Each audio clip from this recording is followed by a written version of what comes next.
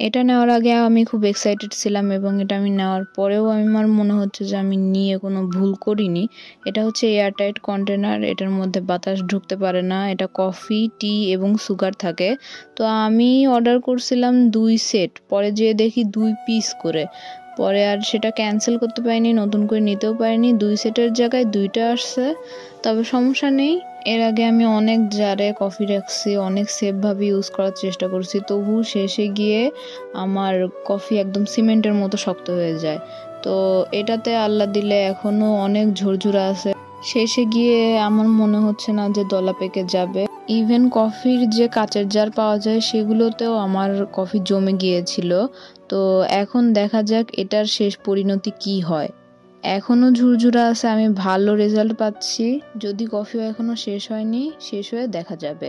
তো that's it, ওকে। আর এটা আপনারা আরএফএল এর স্টোর থেকেই পাবেন। আমি দারাজ থেকে নিয়েছি, আমি দারাজের আরএফএল এর স্টোর থেকেই নিয়েছি। এটা নেওয়ার আগে আমি খুব এক্সাইটেড ছিলাম এবং এটা আমি নেওয়ার পরেও আমার মনে হচ্ছে যে আমি নিয়ে কোনো ভুল করিনি। এটা হচ্ছে এয়ারটাইট কন্টেনার, এটার মধ্যে বাতাস ঢুকতে পারে না, এটা কফি, টি এবং সুগার থাকে। তো আমি অর্ডার করছিলাম 2 সেট, পরে যেয়ে দেখি 2 পিস করে।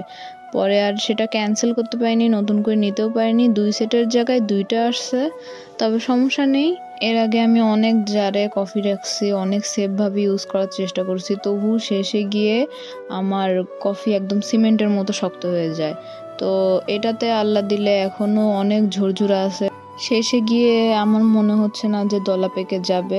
ইভেন কফির যে কাচের জার পাওয়া যায় সেগুলোতেও আমার কফি জমে গিয়েছিল। তো এখন দেখা যাক এটার শেষ পরিণতি কি হয়। এখনো ঝুরঝুরা আছে, আমি ভালো রেজাল্ট পাচ্ছি।